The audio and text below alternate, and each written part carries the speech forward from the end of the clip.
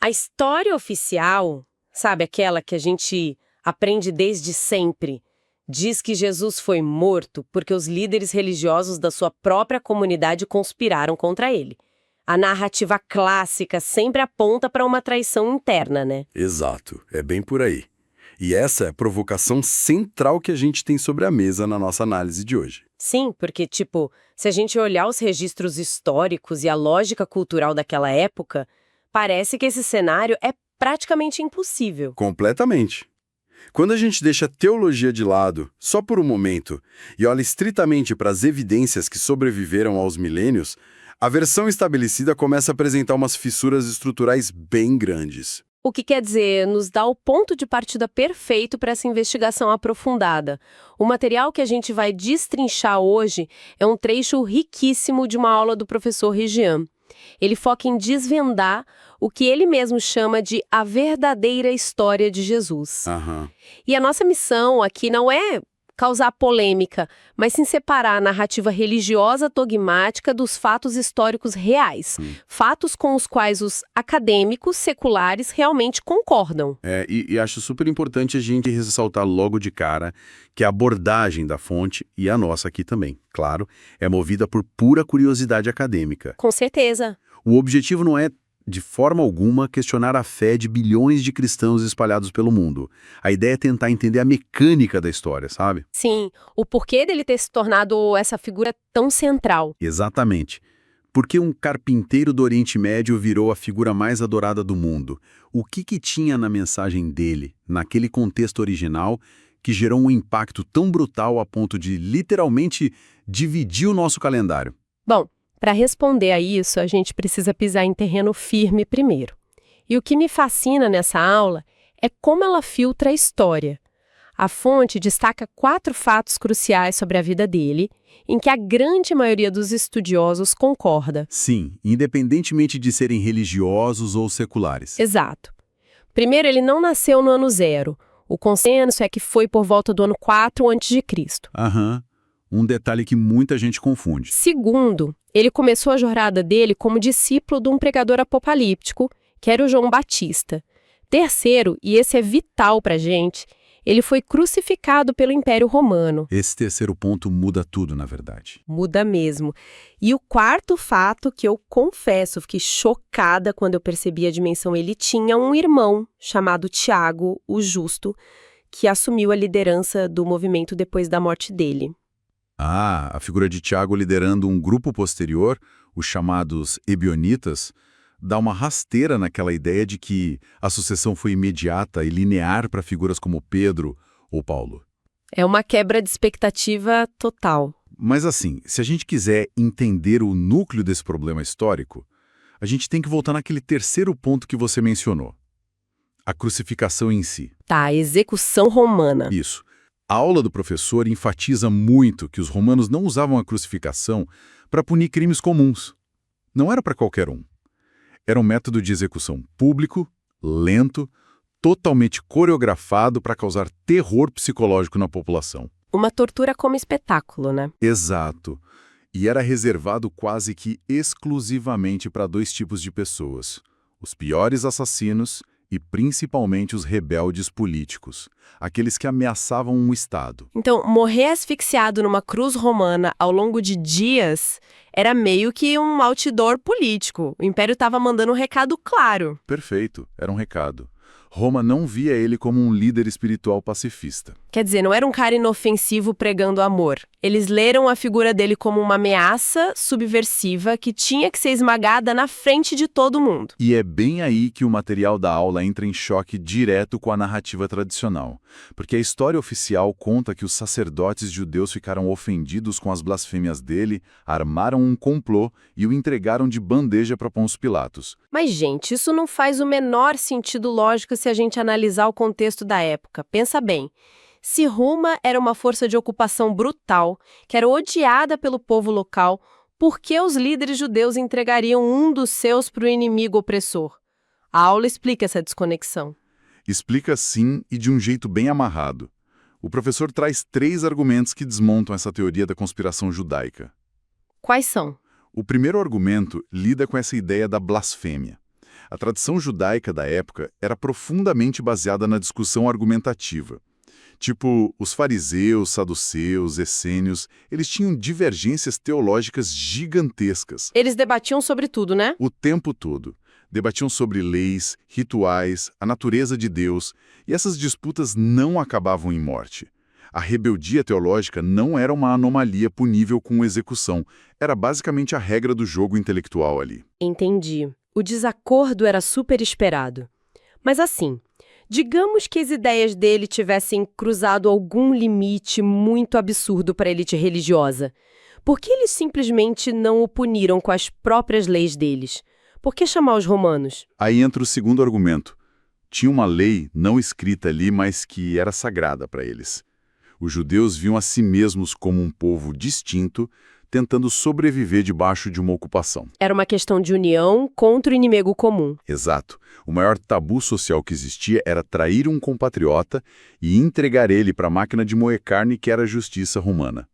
Lavar a roupa suja internamente era ok, mas usar o império opressor para resolver briga de religião, isso violava códigos morais muito profundos. Faz todo sentido. Mas a peça que fechou esse quebra-cabeça para mim foi o terceiro ponto da fonte, aquele que envolve a própria família dele. A história de Tiago? Isso, porque, pensa comigo, se a ideia era silenciar uma heresia perigosa para a religião judaica, o que aconteceu depois da crucificação deveria seguir a mesma lógica de perseguição, né? Mas não foi o que rolou. Nem de longe. E esse é o argumento definitivo na aula. A fonte mostra que o Tiago, o irmão de Jesus, não fugiu. Ele não se escondeu. Ele ficou lá mesmo. Ficou. Ele continuou liderando os ebionitas em Jerusalém, ensinando basicamente a mesma mensagem do irmão. E o mais chocante, ele viveu anos protegido pelas autoridades judaicas, frequentando o templo normalmente. Caramba, a lógica é implacável mesmo. Se a mensagem teológica fosse o motivo para a elite judaica querer a morte dele, jamais iam deixar o próprio irmão pregando a mesma coisa pacificamente na mesma cidade. Exato. Não iam mesmo. A narrativa tradicional desmorona quando a gente olha por esse ângulo. A conclusão que a fonte traz é que foram os romanos que o mataram e por motivos estritamente políticos e imperiais. Ele era um problema para Roma, não para o templo. E isso abre uma porta muito fascinante na nossa análise. Sem dúvida. Porque aí vem a grande pergunta. Se o maior império do mundo considerava ele uma ameaça tão gigante a ponto de usar a pior punição que eles tinham, o que diabos ele estava ensinando de tão perigoso? Para responder isso, a aula do professor deixa os textos oficiais de lado, aqueles que foram muito editados ao longo dos séculos, e viaja lá para o Egito em 1945. A famosa descoberta de Nag Hammadi. Ela mesma. Lá os estudiosos encontraram o Evangelho de Tomé, um texto antiquíssimo que foi enterrado em jarras para ser protegido. E o que tem lá mostra um lado da mensagem original que não foca tanto em dogmas de salvação no além, sabe? É bem diferente. Muito. É uma filosofia quase mística, muito focada na autodescoberta. Eu diria que é um desvio radical do que a gente está acostumado. Pela análise do professor, esse Evangelho de Tomé tem paralelos muito fortes com pensadores que vieram antes, tipo Platão e Zoroastro. Exato, tem uma veia filosófica bem forte. A premissa central ali é que o universo material e todos esses impérios humanos são meio que uma ilusão. O texto até usa uma palavra pesada, chama o mundo físico de um cadáver. Um cadáver? A metáfora é fortíssima. E em oposição a esse cadáver, governado por generais e reis, existe uma fonte primordial, algo que a filosofia grega chamava de mônada. A mônada, sendo esse princípio perfeito, singular, a fonte de onde toda a consciência sai. E a grande sacada do Evangelho de Tomé é atribuir a Jesus a ideia de que nós viemos dessa fonte e que cada ser humano tem dentro de si uma centelha divina. O fragmento direto dessa luz original. E aqui a fonte faz uma conexão brilhante com a alegoria da caverna de Platão. Sim, a clássica alegoria das sombras. Isso. Na caverna do Platão, as pessoas estão presas achando que as sombras na parede são o mundo real, até que alguém se solta, sai de lá e vê o sol. O professor mostra que em Tomé Jesus dizia que o reino de Deus está dentro e fora, e não num paraíso lá longe no céu. Nem escondido em rituais fechados de um templo. Exato. Ele estava na prática ensinando as pessoas a quebrarem as próprias correntes dessa caverna e a perceberem que a autoridade de Roma e até as regrinhas estritas dos fariseus eram só sombras na parede. E convenhamos, chamar a Pax Romana de uma mera sombra, ou pior, de um cadáver ilusório, isso é a essência da subversão política. Com certeza. Mas o que realmente abalou as estruturas de poder, até as religiosas, foi como ele democratizou o sagrado. Pensa que, antes disso, ter acesso a pensamentos filosóficos elevados exigia muita educação. Você tinha que ser da elite. Sim, tinha que saber ler grego, debater Homero, frequentar aquelas academias caríssimas, tinha que ter tempo livre. Era um clube exclusivíssimo. Totalmente. E aí vem essa mensagem dos textos antigos dizendo que a iluminação é horizontal. Qualquer um, seja o acadêmico lá de Alexandria ou o escravo varrendo o chão, tem a mesma centelha divina. Incrível! O acesso à verdade só exigia olhar para dentro, sem precisar de intermediários. O texto até fala que ele acusa os eruditos de terem escondido as chaves do conhecimento, né? Ele prega um livre-arbítrio radical. Mas sabe o que me deixa perplexa nessa investigação toda? O quê? Se a essência dessa mensagem era pura liberdade espiritual, o fim das hierarquias, como é que isso mutou e virou uma das burocracias hierárquicas mais rígidas da história? Essa é a grande virada. E o professor usa a literatura russa para explicar isso, mais especificamente o Dostoiévski. Os irmãos Karamazov, certo? Isso. Aquele capítulo famoso, O Grande Inquisidor. O Dostoiévski joga uma tese brutal ali sobre como a nossa mente funciona.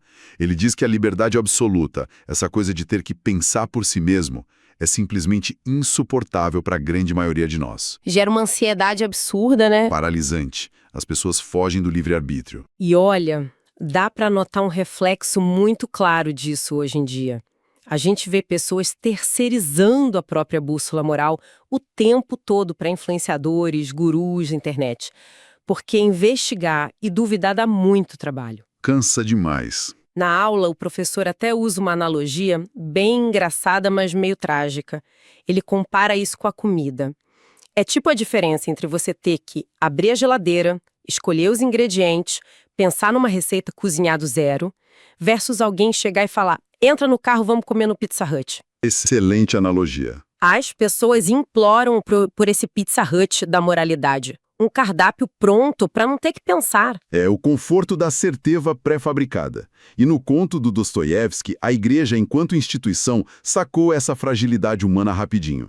Eles perceberam que o povo não aguentava o peso da liberdade que Jesus ensinou. Então eles assumiram o controle. Assumiram o papel de um pai super severo. Criaram regras, organizaram os dogmas e até colocaram umas punições bem pesadas, tipo a Inquisição. E o mais louco é que o inquisidor da história não faz isso por pura maldade.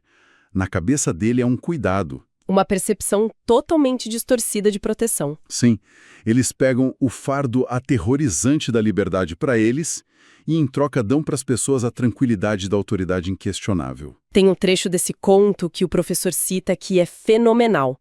Jesus volta à Terra, em silêncio, no meio da Inquisição espanhola. E adivinha, o inquisidor manda prender ele. Exato, joga ele na cela. E aí ele vai lá confrontar Jesus e diz basicamente, você está atrapalhando, a gente consertou o seu erro. Nós demos pão e autoridade para essas pessoas, porque aquela liberdade que você ofereceu só trazia sofrimento. Nem ouse falar de novo. A instituição virou o remédio contra o pânico da liberdade. O que nos leva para um núcleo teológico que a aula também faz questão de desconstruir.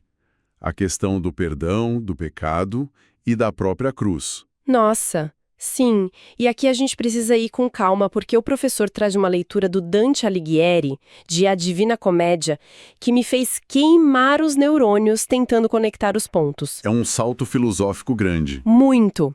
Porque pensa bem, se o objetivo da fonte é que a gente aprenda a usar o livre-arbítrio com amor, por que a crucificação precisou ser algo tão violento? Se Deus é o Todo-Poderoso, por que não simplesmente olhar para a humanidade falha e dizer, beleza, o pecado original tá perdoado, vamos tentar de novo, sem violência? É uma ótima pergunta. O argumento do professor aqui é que o perdão sem nenhuma consequência não gera desenvolvimento moral real. Ele só estimula a irresponsabilidade contínua. Tá. E para explicar a visão do Dante do porquê a morte na cruz foi o método, a aula entra numa metáfora sobre a complexidade do livre-arbítrio. É a analogia de um pai, uma filha pequena, que representaria a humanidade, e um cachorro. Olha, pausa dramática agora. Quando eu ouvi essa parte, eu achei a imagem muito forte e, confesso, bem perturbadora. É pesada mesmo. A metáfora começa com o pai dizendo que ama infinitamente tanto a filha quanto o cachorro. Aí a filha, meio que para testar os limites do amor desse pai, toma a decisão de matar o cachorro. É uma crueldade meio psicopata. Onde o professor quer chegar com isso? A brutalidade aí é 100% intencional. É para mostrar a gravidade do que seria o mal genuíno. A filha corrompe tudo para forçar o pai a tomar uma decisão.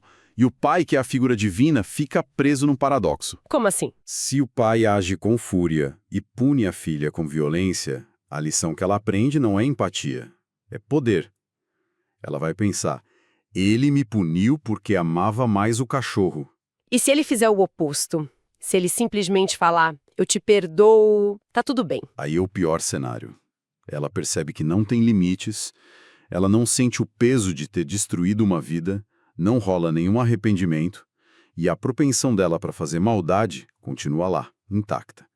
O perdão gratuito gera impunidade, não livre-arbítrio ético. Então, qual é a solução do Dante para isso? A expiação. O pai encontra um jeito de manter o amor, não forçar a filha, mas ainda ensinar a lição. Ele assume a punição que deveria ser dela, ele pega um chicote e bate em si mesmo na frente da filha. Uau! Isso muda a perspectiva totalmente. Não é pagar um pedágio pro diabo ou seguir uma regra do universo. Não, é puramente pedagógico. Quando a filha vê o pai que ela mesma testou, sofrendo no lugar dela por causa de uma péssima escolha que ela fez, o choque é gigante. Ela entende o tamanho do amor dele e, ao mesmo tempo, o terror do que ela causou. E isso quebra a frieza dela. Gera um remorso verdadeiro, né? Exatamente. A partir dessa dor, ela passa a usar o livre-arbítrio para escolher fazer o bem e não mais para testar limites. E, segundo a aula, essa é a verdadeira mecânica por trás da crucificação. O Criador se sujeita à brutalidade romana para servir de espelho para a humanidade. É a ferramenta máxima de ensino para ativar o amor maduro, mas sem arrancar a liberdade de escolha. O que se alinha super bem com a ideia de autoconhecimento lá do Evangelho de Tomé. Tudo se conecta. Se a regra absoluta é o livre-arbítrio, o que acontece se uma pessoa passa a vida toda ignorando essa centelha divina? Alguém que só quer acumular poder, passar a perna nos outros e focar só no sucesso material. O professor entra fundo nessa questão. Ele explora a aversão enorme que o Jesus histórico tinha pela acumulação de riqueza. A aula até relembra a parábola do banquete. Aquela que os convidados recusam ir à festa? Isso. Eles recusam o convite divino porque estão obcecados com dinheiro. Um fala que comprou um campo e precisa ver. O outro quer testar os bois que comprou. E o professor faz uma ponte muito sagaz com o mundo de hoje. Ah, a parte em que ele cita o Elon Musk. Sim, ele aponta como a gente quase endeusamos esses hiper-ricos, o interesse que a sociedade tem na rotina de bilionários, vendo isso como o ápice do sucesso humano. Sendo que, para a filosofia desses textos antigos, essa obsessão é a definição exata do fracasso. A fonte chega a comparar esses magnatas, imperadores e políticos com o Aquiles de Homero. Uma comparação excelente. Por fora são os vencedores incontestáveis. Sim, donos do mundo material. Mas por dentro, o custo desse poder corrói eles. O texto sugere que essas figuras vivem assombradas, não conseguem dormir, são cheias de paranoia e de um vazio gigante. Eles ganham um reino que, na visão da mônada, é só um cadáver, é só pó. E a aula introduz um conceito para explicar como o universo lida com esse desperdício de vida. Seria uma espécie de reinicialização cósmica. Como funciona isso? O mundo material é regido por entropia. O corpo apodrece, o império cai. Mas a consciência, que é a centelha divina, é indestrutível por ser parte da fonte. Então, se a pessoa vive só para o material e não desperta essa centelha, a morte não é uma tortura infinita num lago de fogo. É mais como um mecanismo de causa e efeito, certo? A analogia do videogame na aula me ajudou muito a entender isso. É bem por aí. O jogador perde a partida. Toda a identidade, o nome famoso, o cargo, a conta bancária, tudo isso é deletado. Mas a centelha em si volta para o começo da fase. É um reset. A memória é apagada e a alma ganha uma nova chance, num corpo novo para tentar aprender o que ignorou da última vez. E isso explica a paciência infinita do divino. Se a humanidade não conseguisse perdoar, a gente teria colapsado em ciclos de vingança há milênios. Um banho de sangue infinito. Exato. Mas o divino tem literalmente todo o tempo do mundo. O despertar da consciência pode demorar 1000 anos, milhões de tentativas. Só que não pode nunca ser forçado. Nossa, a gente cobriu um terreno gigantesco aqui. Começamos separando os fatos da narrativa oficial, vendo Roma executando um rebelde que chamava o Império de ilusão. Vimos o Evangelho de Tomé ensinando o acesso direto à centelha sem precisar de burocracia. E com Dostoiévski a gente percebeu como as instituições engoliram essa liberdade em troca de conforto. E ainda fomos até o Dante para entender o sacrifício como uma pedagogia extrema para ensinar empatia. Uma investigação em tanto. E todos esses fios apontam para um desafio que a aula conclui não só como sendo algo do passado, mas muito, muito atual.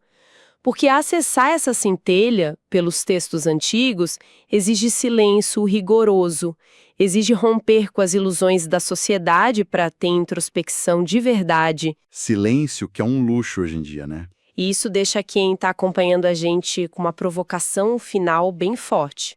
Se há 2000 anos o Dostoiévski já diagnosticava que os humanos tinham pânico do silêncio da liberdade, o quão mais difícil não é isso hoje?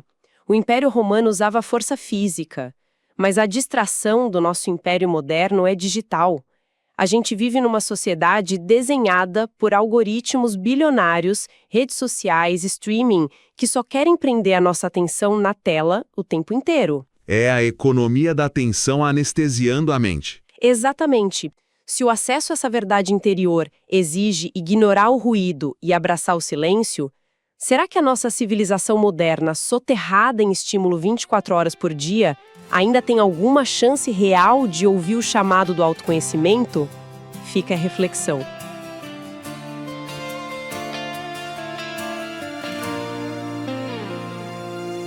Há um fogo escondido no vento, um sussurro que chama por mim. Não é voz que o mundo entenda, mas eu sei. Nasce dentro assim, de olhos fechados eu vejo mais alto que qualquer razão pode alcançar. Há um caminho feito de silêncio que só quem sente consegue escutar. Eu deixo tudo cá embaixo, peso medo que me prende ao chão. Cada passo é um rasgo na alma, abrindo espaço pra revelação. Ao Monte Sinai, onde o céu toca a dor que eu trago. Vou gritar até ecoar o que em mim ficou calado. Se houver luz eu vou seguir, se houver noite eu vou ficar, porque sei que no vazio também se pode encontrar.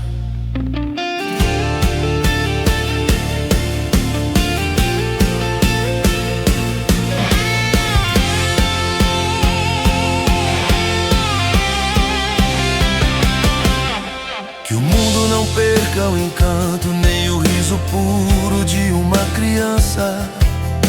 Que os homens não vendam o tempo e ainda saibam o que é esperança. Eu não peço estrada fácil, nem descanso sem razão. Só um sopro que me guie quando falhar o coração. E se a lágrima vier sem aviso, que ela lave o que não sou, porque até na dor escondida há um caminho que ele deixou. Vou subir ao Monte Sinai, mesmo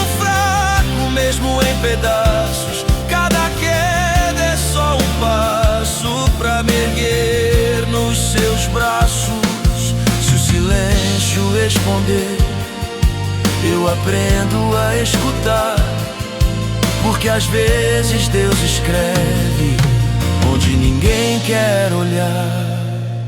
E no alto não há aplausos, não há multidão, só verdade nua inteira. E ali ou eu me encontro ou me perco de vez. Vou subir ao Monte Sinai sem saber o que me espera, mas levo fé na bagagem e isso já me liberta. Se eu voltar não sou o mesmo, se ficar já me encontrei, porque quem sobe com verdade nunca mais desce igual, eu sei.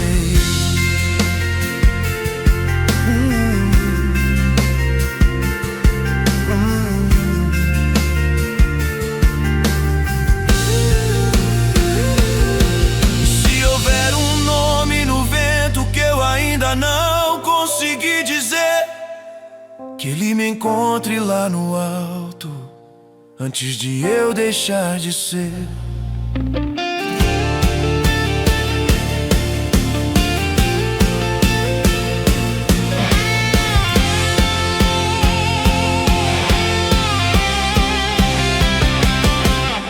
Que o mundo não perca o encanto, nem o riso puro de uma criança.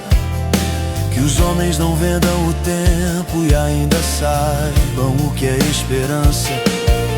Eu não peço estrada fácil, nem descanso sem razão, só um sopro que me guie quando falhar o coração. E se a lágrima vier sem aviso, que ela lave o que não sou, porque até na dor escondida há um caminho que ele deixou. Vou subir ao Monte Sinai, mesmo fraco, mesmo em pedaços. Cada queda é só um passo pra me erguer nos seus braços. Se o silêncio responder, eu aprendo a escutar, porque às vezes Deus escreve onde ninguém quer olhar. E no alto não há aplausos, não há multidão, só verdade nua inteira. E ali ou eu me encontro ou me perco de vez.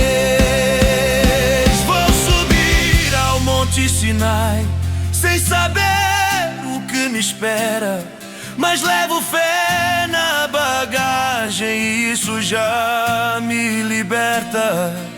Se eu voltar não sou o mesmo, se ficar já me encontrei, porque quem sobe com verdade nunca mais desce igual, eu sei.